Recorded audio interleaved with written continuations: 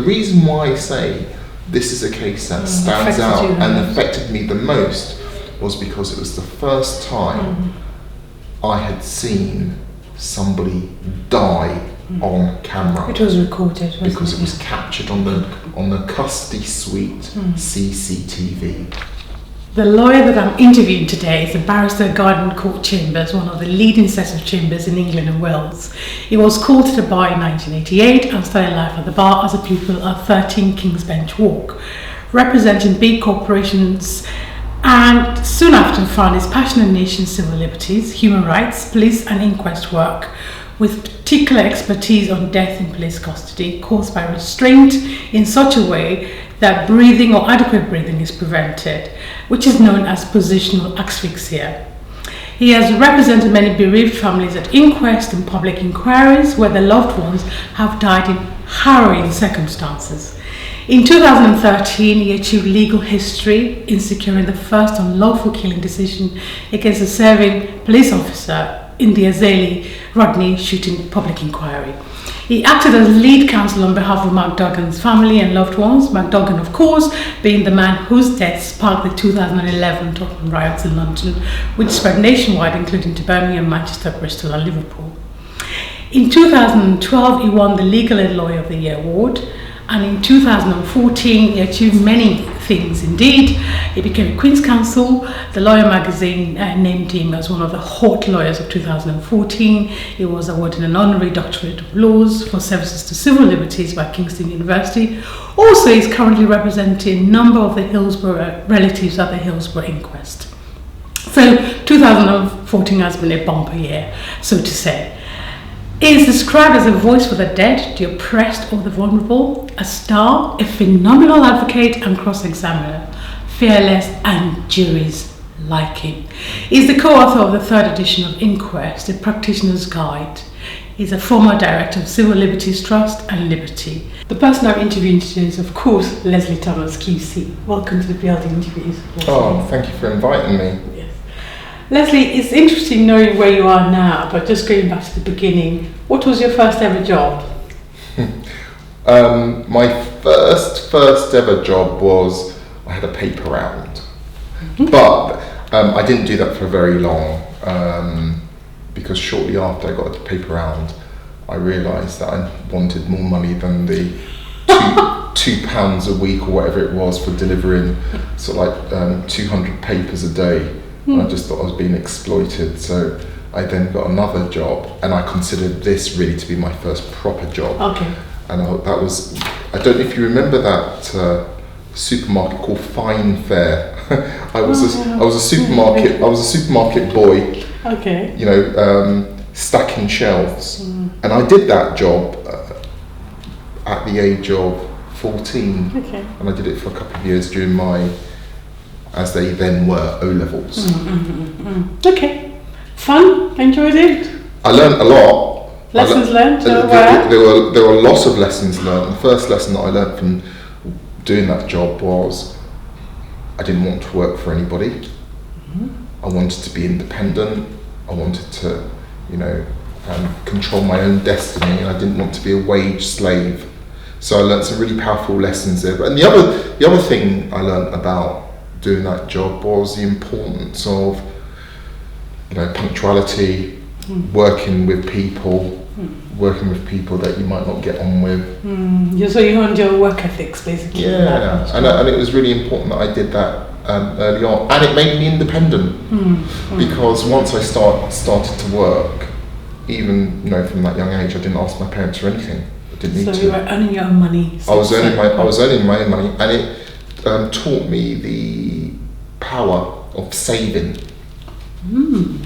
So you're a secret rich man then. No. Since the age of 14 we're saving up. I'm still saving, but you want to see the car as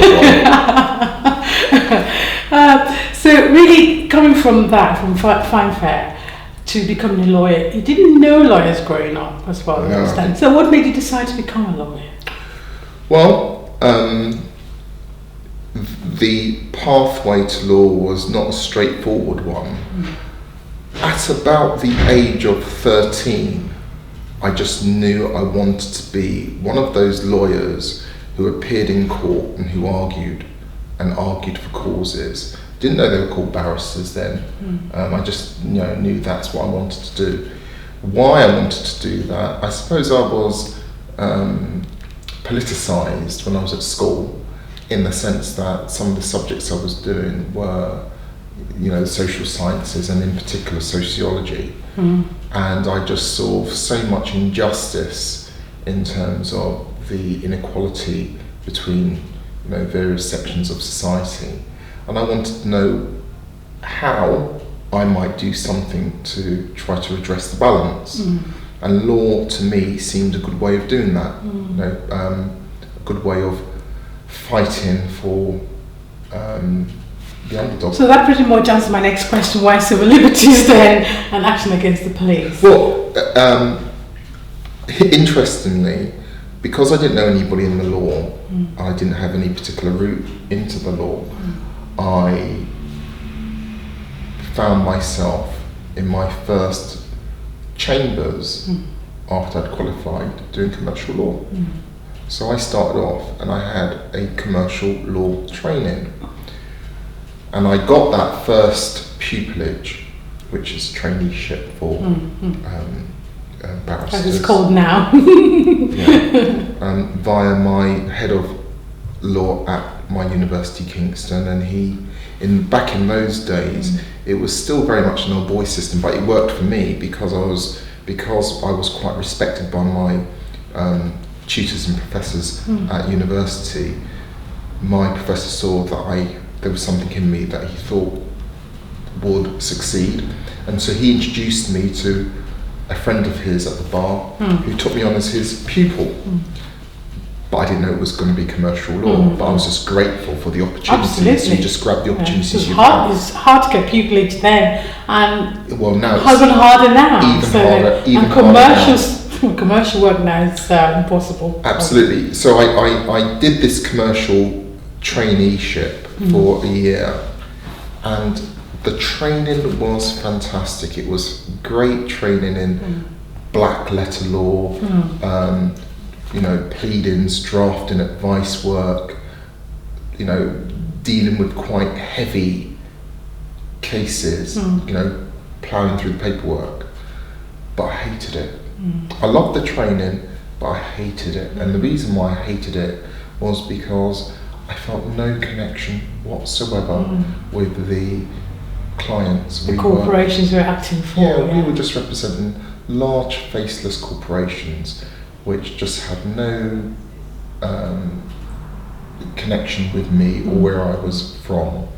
And that's a personal thing. So that's the reason for reading. You wanted a connection. I wanted a connection. I wanted to do more people-based law. And so what I did, the way I eased my soul, would be in the evenings I got into the law centre movement, and I was doing lots of pro bono voluntary work in 3 different law centres and advice clinics around London. So most law centres used to have an open legal night 1 day a week or 2 days a week, and I used to do Stockwell and Clapham one day, then I would do Central London Law Centre on another day. Brixton Law Centre I did for a short while on another day. So corporate lawyer during the day, people's lawyer at night. Exactly. Great, big personality. And one of the places that I was given some pro bono legal advice was for Liberty, National Council of Civil Liberties, as it was back then. And it was at their Christmas party one year. I bumped into a man, I didn't know who he was. He introduced himself to me as Tony Gifford, and I didn't know that this was the Lord Gifford who was representing clients like the Birmingham 6, the Guildford 4, doing the miners' strike. And we got talking. He asked me what I did, and I told him, and he said, "Why are you doing that?" And he invited me to go along to his chambers to meet some of the barristers there, and this is Wellington Street Chambers as it was back then. In Covent Garden. And I went. I didn't realise that he'd invited me for an interview, but they interviewed me, they gave me this ad hoc interview, liked me, and offered me an extended pupillage, which led on to a tenancy. You're 36, okay, yes. Exactly. Okay. So they took me on, and then there was no looking back, and once I started at Wellington Street, I was introduced to the world of real civil liberties, actions against the police, protest cases in the magistrates' court. So it got you really started where you are today. It got me started where I am today. So it's interesting. Again, you probably have answered my next question. So what makes you get out of bed every day? What motivates you? What is that driving force? I am somebody who needs to be doing something. I need to be active. And I suppose on one hand it would be easy for me to say I get out of bed because of the work I'm doing, but that's not quite right. The reason why I get out of bed because I think life is too short, and I think it's really important to not waste a minute of the day. So I'm very, very active. I want to use every minute of the day to do things and work on plans and work on goals. High-speed gateway, shall I say? Constantly on the go. Constantly on the go. Slowing down a bit now. I'm getting a bit older, but no. What gets me out of bed in the morning is the fact that it's a new day. The mistakes I made the day before, it's a chance to rectify those mistakes and work on my plans and work on my goals. And my goals aren't just career goals. It's family, relationships, friends. So working all those things gets you out of bed. Come on, myself. You've got more to do. You've got to correct yesterday's work. Yeah. Come on, let's go. Okay, great. Exactly. Well, since the 90s, you've been involved in so many high-profile cases of death in police custody. I mean, what can we say? Mark Duggan, well known for 2011 sparking riots all over the country. Ibrahim Say, the CS gas who died, first case ever back in was it 2008? 2000.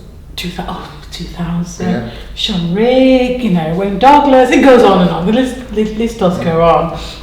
And of course, right now, as we're talking, a very young Eritrean girl has just been murdered, shall we say, by ex-boyfriend. Arsema Dawit. Repeatedly stabbed, you were saying, 60 times. And the jury, as we're speaking, are still out, so we don't know what the outcome of that is. But how do you cope representing very traumatised and bereaved relatives in such circumstances? It's really difficult because what I find is doing this work where you're representing families of the bereaved, you become not just a lawyer trying to be their voice in court, but you're also a counsellor. You're trying to help them cope with their bereavement as well. So you're many things to these families, and so you're doing these cases. They're really horrible cases, traumatic cases, and you cannot help but take some of that away with you. How do I cope with it? Well, I really try to switch off. How do you switch off? One of the things that I've really got into in recent years is jazz music, and I play the tenor saxophone, and music is a way of really helping me to leave those horrible traumas that I'm dealing with in court behind. The other thing that I do, because it's very easy to become burnt out and exhausted doing these cases one after the other and dealing with these topics, is travel. And so I tend to escape or try to escape. I haven't forgotten my roots. My folks were from the Caribbean, and I try to get to the Caribbean as much as I can, and I've got to de-stress. And I've got a beautiful tropical garden that I go home and I get lost in, and I plant beautiful plants, and so that's how you cope. Because I'm just wondering how you do that. Okay, great. And you speak many languages. Russian, is that right? Da. Russian, amongst many others. Da, ja говорю по-русски. Oh, well done. Okay. I have no idea what you just said about that. So well done for trying to cope with that. Of all these so traumatic cases, which one would you say has affected you the most? Without a shadow of a doubt, it's got to be Christopher Alder. And the reason for that is it was the first case that I had been involved in where I wasn't just dealing with the subject matter of death. I wasn't just looking at the witness. Christopher, is that the schizophrenic or the black paratrooper that died? Okay, just take us through the facts very quickly. It was a black paratrooper. Yeah, the black paratrooper. He had been in a nightclub in Hull one evening. He got into a fight, what on the face of it, sort of thing that young men do week in, week out in clubs up and down the country. So nothing particularly unusual about that. But he had been injured and went to the hospital and was acting bizarrely. Now that may well have been because he was suffering from a head injury as a result of the fight, but concussion. But the hospital couldn't cope with him. They called the police, and he was arrested at the hospital and taken to the city police station. And therein the problems began, because there were so many issues about what happened to him from the hospital until he got to the police station. He had unexplained injuries in his mouth. His trousers had been pulled down. He was naked from the waist down. And a lot of these questions as to why he was in that condition, the police officers, as was their right, refused to answer at the inquest. And it did call for an explanation, but I think the reason why I say this is a case that stands out and affected me the most was because it was the first time I had seen somebody die on camera. It was recorded, because it was captured on the custody suite CCTV. And I remember the first time I watched that footage, and I cried. And I cried because of just what I consider to be the inhumanity of one man towards another man, that here was this man in a police station, half naked, on the floor. You had police officers standing around talking about him, and he's on the floor groaning, grunting and dying. And you actually see Christopher Alder die on camera. And when he dies, that's when they panic, and that's when they begin to act. It is all caught on CCTV. And it's all caught on CCTV. So how did you cope with that then? Again, I've asked you before, but that being the one that's affected you the most, how did you recover? How did you sort of get yourself up and say, look, I have to represent the family? To be honest with you, Christopher Alder was one of the cases that really affected me, because not only was I dealing with this really traumatic and difficult case, but things in my personal life at the time were not good. My dad died during that case, and it really impacted on me. I was away from home for a considerable amount of time. So you're quite emotional anyway. I was quite emotional anyway, and despite all of that, you've got to be professional. You've got to continue. And not only was I dealing with all of those issues, it was a case where the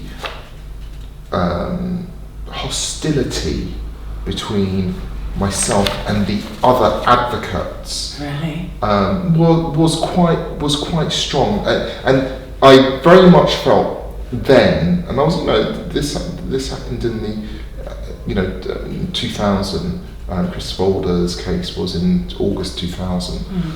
It was very difficult for me because I was a sole voice at this inquest, and there were so many other interested persons representing the police. The individual officers had their own separate representation. The chief constable had his own separate representation. You had the hospital had its own representation. You know, you had the ambulance service that had its own. You know, you had. And so I was against something like 9 or 10 other interested persons representing agents of the state, all against the family, and that was very difficult.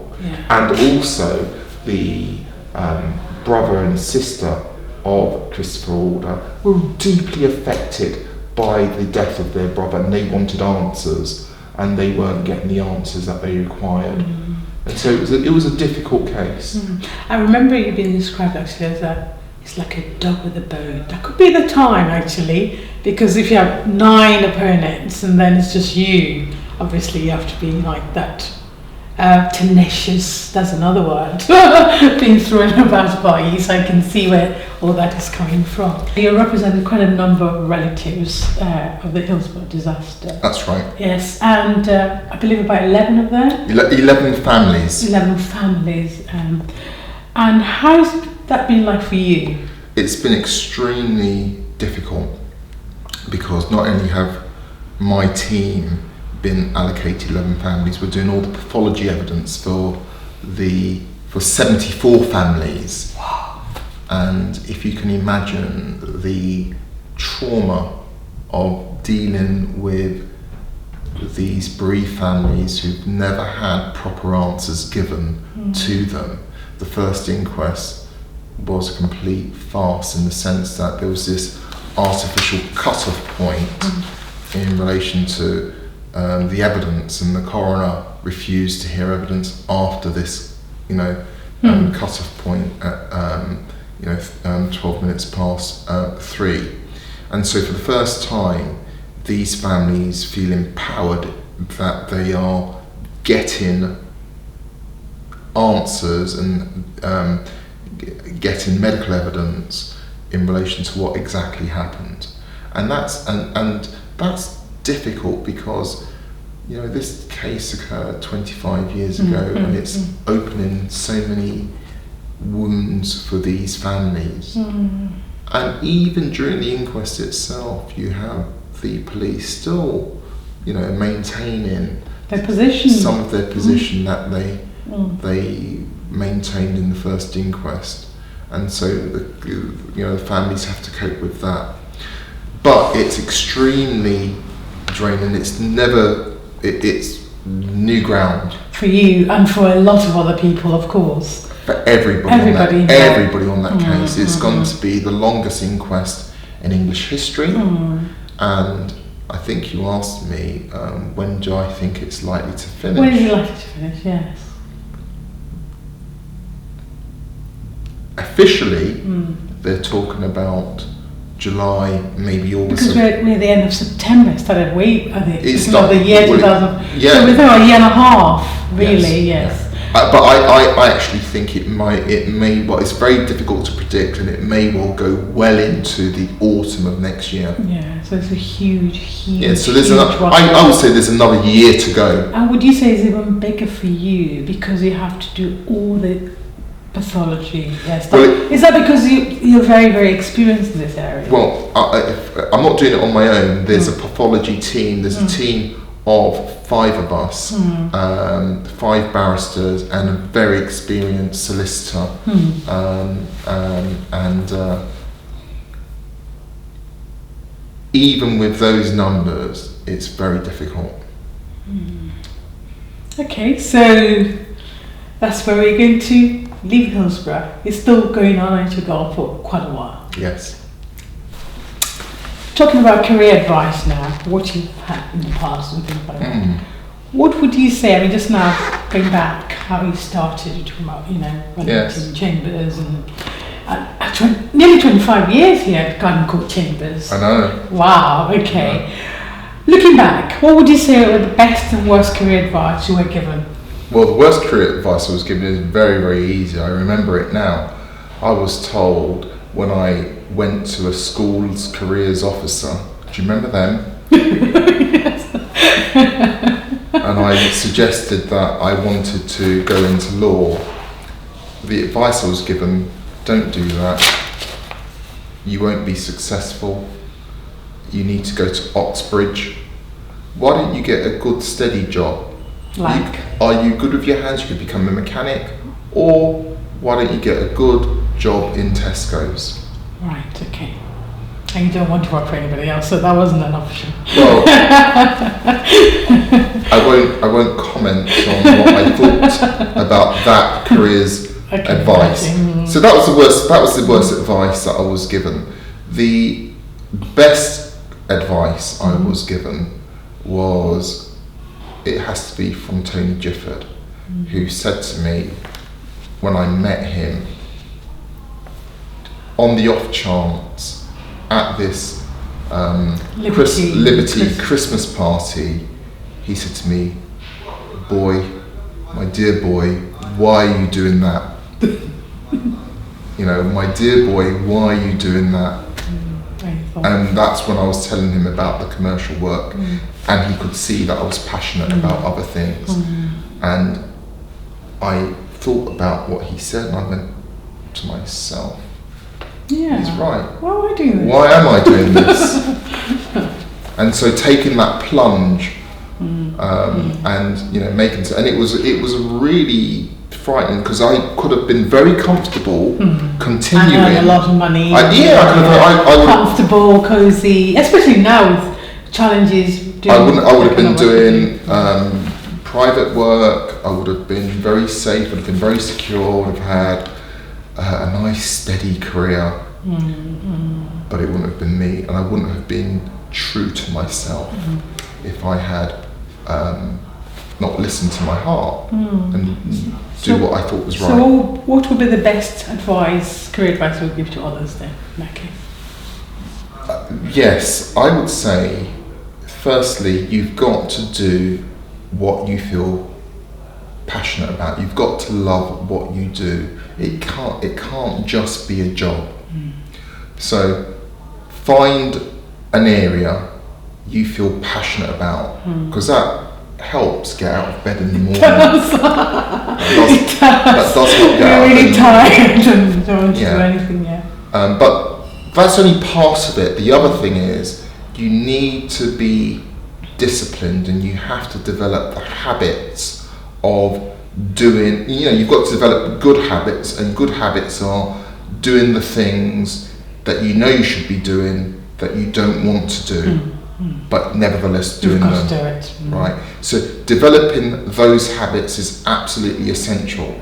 And the third piece of career advice I will give somebody is, you cannot hit a target unless you know what you are aiming for. And to know what you're aiming for, you've got to sit down with pen and paper and plan. You've got to have a plan, and your plan should be a set of goals, which are your targets, and you set a time scale next to your plan, so you can monitor how close you're getting or how far you're away from achieving those plans, and you tick them off.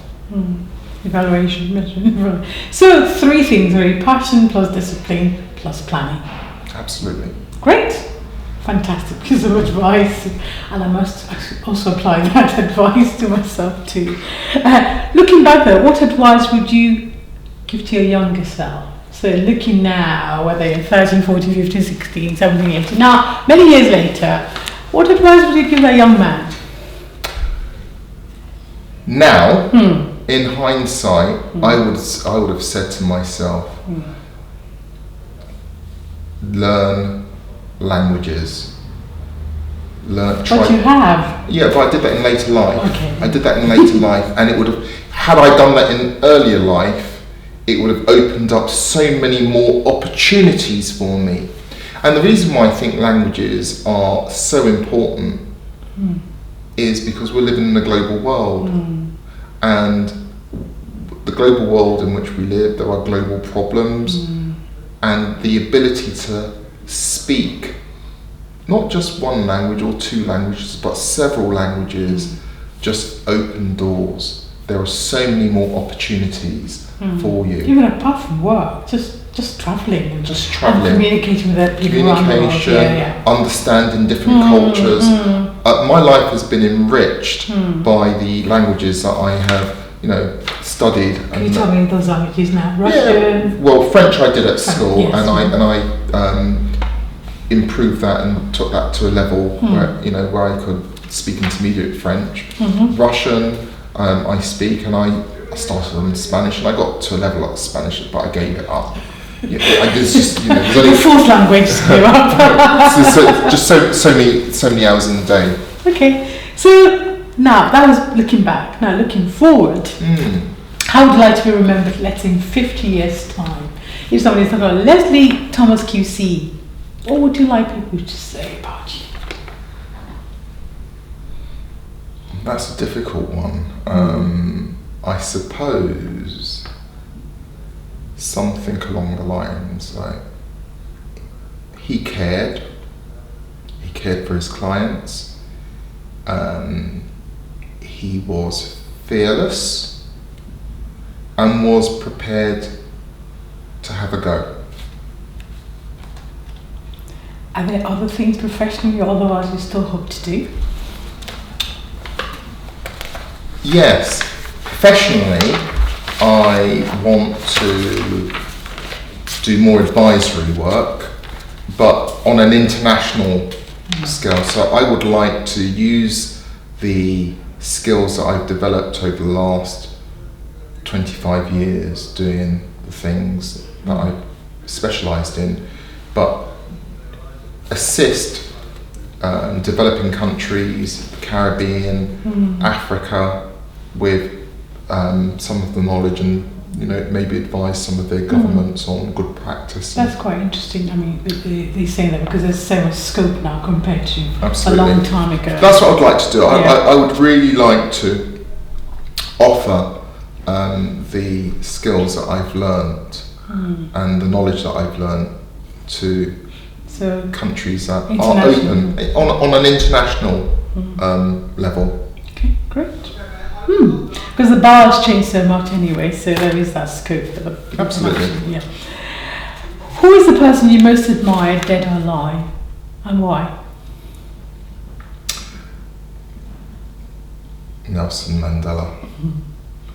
I just love that man. I loved him when he was alive, and the reason for it is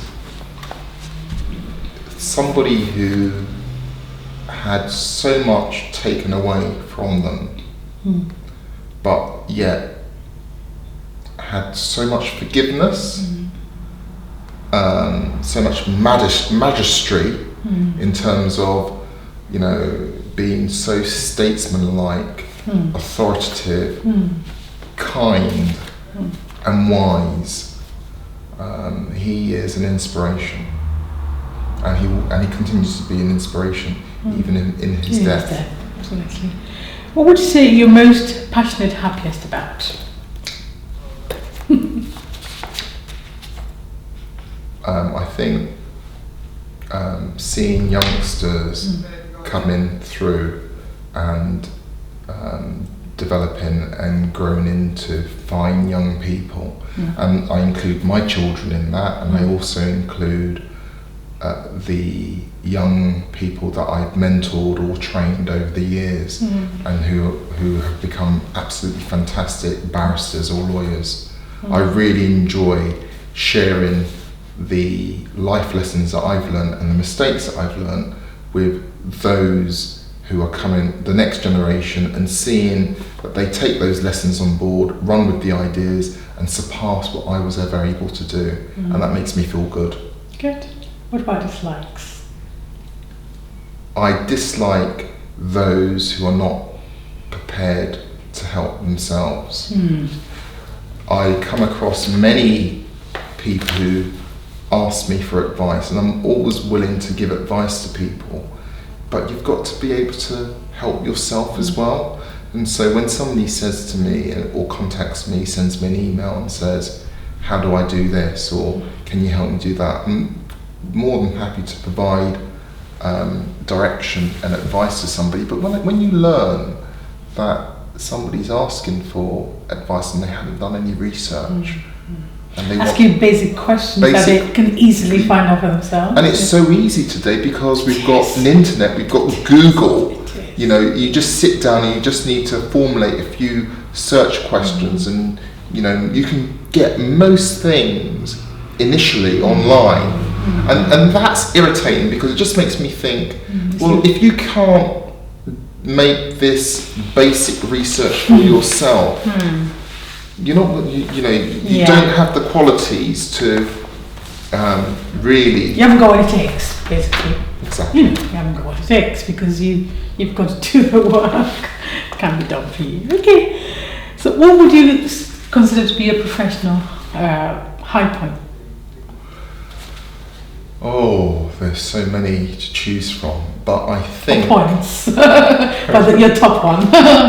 I think the two. I would no, three. I should have said one.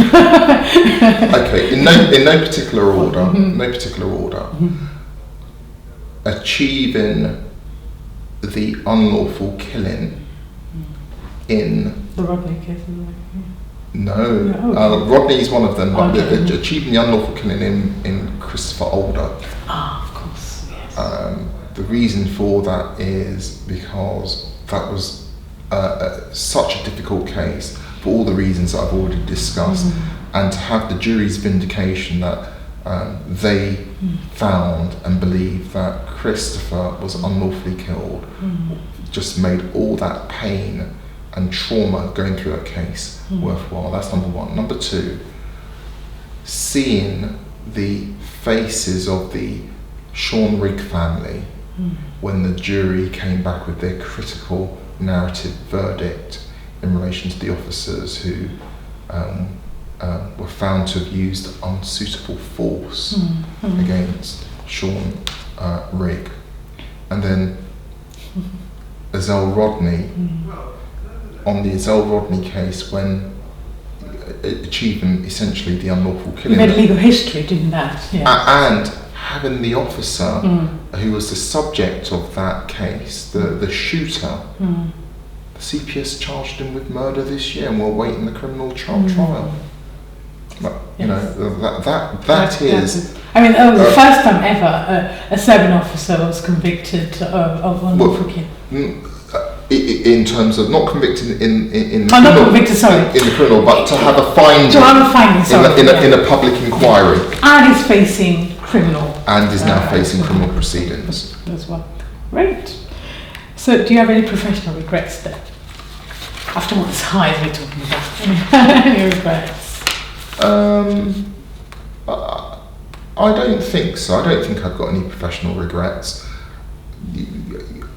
I've made lots of mistakes in my profession, but I just look at those mistakes as learning opportunities. And I wouldn't be here today were it not for the mistakes that I've made. So I haven't made any decisions in the course of my career that I think I wish I had done that, or I should have taken this path. I'm quite happy. Let's not forget though that one of your motivation to get up is to rectify whatever mistake was done today. So exactly. There you go. Yeah, exactly. There you go. Leslie, one final question. If you could roll the world for a day, what would you change or do? Oh, that's such a unfair question. If I could rule the world for a day, what would I change or do?